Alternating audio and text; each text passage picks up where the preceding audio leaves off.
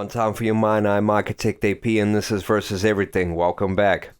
Today I wanted to open a can of worms, which is gender identity politics. This stuff has been dominating our headlines, our social media, all of the arguments in the comment sections for quite a while now. People seem to be really concerned with these things and they kick off about it every day, and I've had a number of arguments about these things myself, so I thought, hey, why not? Let's explore the topic, right? I do realize that it is a sensitive issue for a lot of people, so in saying that, I would like to make this disclaimer before I start. I have no hate in my heart for anybody, regardless of what their identity is, what their ethnicity is, religion, whatever. At the end of the day, I think everybody deserves respect and everybody deserves to be happy. In saying that, if there is something that I say that you disagree with me on, feel free to reach out to me. The only thing that I ask is that you are precise about what you disagree with me on. Don't make this into some emotional little tirade. Be precise, let's chop this up, and you never know, maybe I'll learn something from you. I realize that I'm viewing this issue strictly through my own lens with the information that is available to me. So in saying this, what is gender? I think this is the biggest confusion right now, and confusions lead to frustration, and frustration leads to conflict, which is what we've seen. And lately, these things have really escalated. Now, I'm going to pitch this strictly from my point of view, right?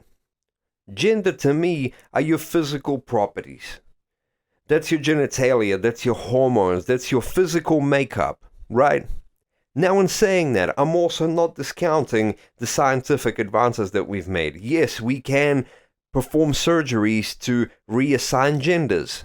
Therefore, I agree with the fact that yes, there are trans people. You have your men, you have your women, you have your trans men, and you have your trans women, because it is physically possible. Now, on that note, this is where I draw the line, really. Because this is what physical properties are. Now, the moment you go beyond that, you start attaching how people feel to this. And in my personal opinion, your gender is not how you feel. How you feel is affected by a lot of things. It's affected by your environment, it's affected by your diet, it's affected by the substances you take or don't take, it's affected by climate, the allergies. There are so many things that affect how we feel. All these feelings come out of different experiences, and these things are what makes us as individuals. It's our personalities, it's our characteristics, it's what makes you, you.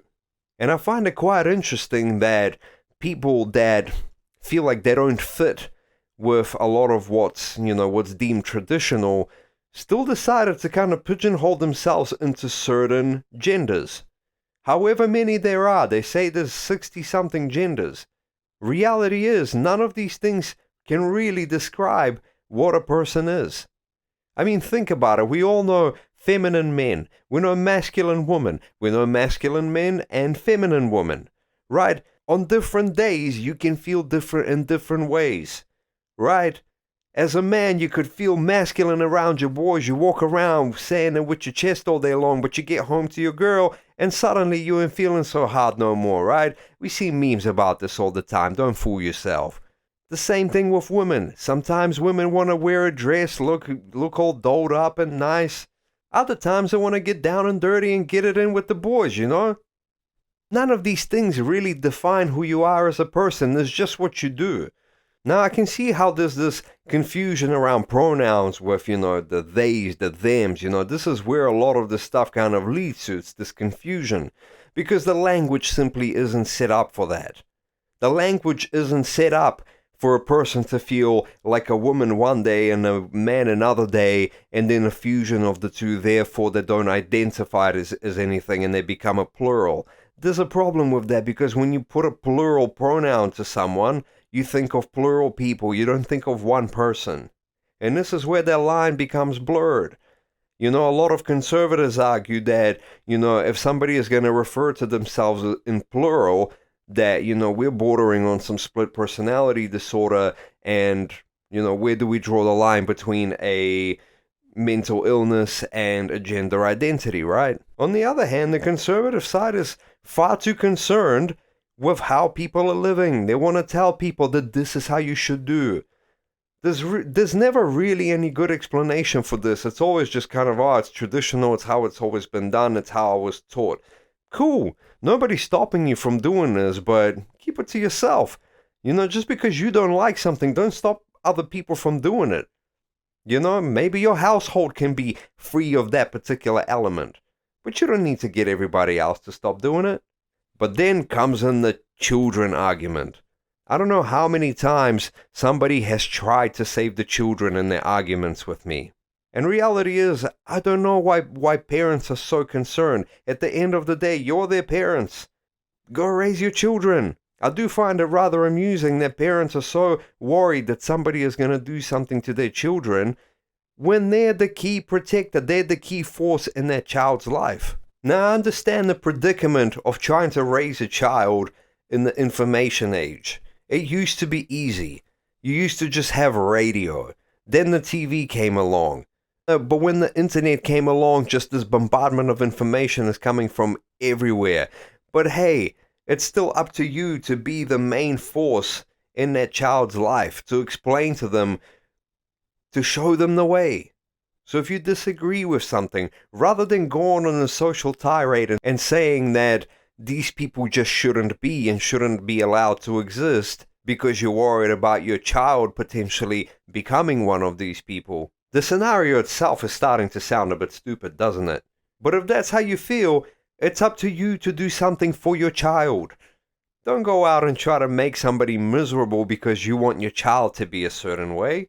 Now, I can understand the whole issue with this whole drag queen story time. It's been doing the rounds all over the internet, so, we might as well talk about that as well. Now, first and foremost, I find the whole concept a little bit contradictory because at the end of the day, most drag queens aren't actually transgender. In their everyday life, they're men. They dress like men and look like men in our understanding of what men are, right? They look rather masculine. Herein lies the interesting point. Now, to my understanding, cross-dressing is a fetishized behavior. And I understand why parents don't want fetishized behavior around their children. Because they're children, nobody wants sexual shit around their kids. They're kids. Let them be kids. Let them be innocent. They don't need to be exposed to sexual shit. Once they hit puberty and become teenagers, that's a whole different thing. This is when we really need to start addressing these things and make people understand how to navigate that in a good way. But ultimately, this whole drag queen story time, to me, it sounds like a very misguided attempt at trying to teach inclusivity. The reason why I think it's misguided is, like I said, it's a fetishized behavior. You have your drag queen cabarets and everything like that, but they're adults-only establishments, right? You have to be of legal age to enter them. They say it's an art form. Cool, I'm not arguing with that. But it is also an art form that is rather mature and sexual in nature. Using this logic, we can have burlesque story time. We can have stripper story time.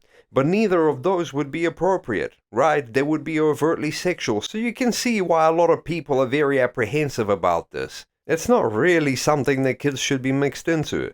So fair enough. But ultimately, there is one point I would like to make here, right?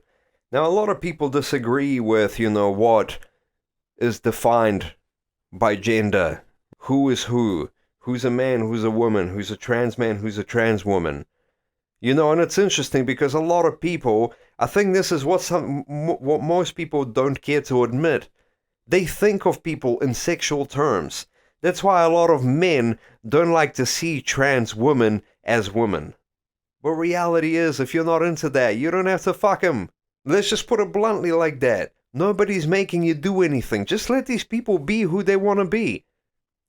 And if somebody is into them, let them be. Because the point I'm trying to get to, think of it this way. Now, it's easy to think from the point of view of somebody that's, oh, well, this is what I was taught, so this is how it is. I have children, and I don't want them to be exposed to that. Okay.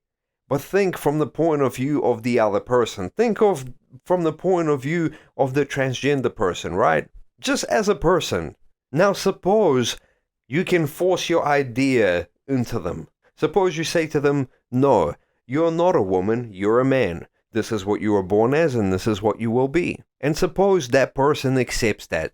Suppose that person just can't fight you. They just say, okay, you know what, whatever, I'll be a man. Do you think they'll be a happy man? Of course not. They're going to be miserable. This is why transgender people have a very high suicide rate. They have a lot of mental health problems. Because people won't let them be themselves. People are always giving them a hard time about it. People are treating them as less than people.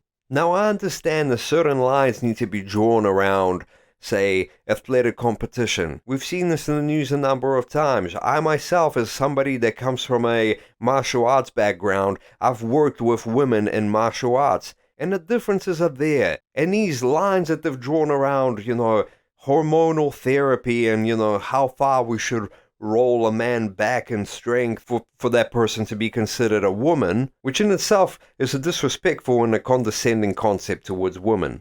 And they say they've done studies about this, but, you and I both know that all these studies, they can show you whatever you want depending on who's funding the study, depending on what the interest is. A lot of these studies don't look for an unbiased outcome. A lot of these studies look to reinforce a certain agenda.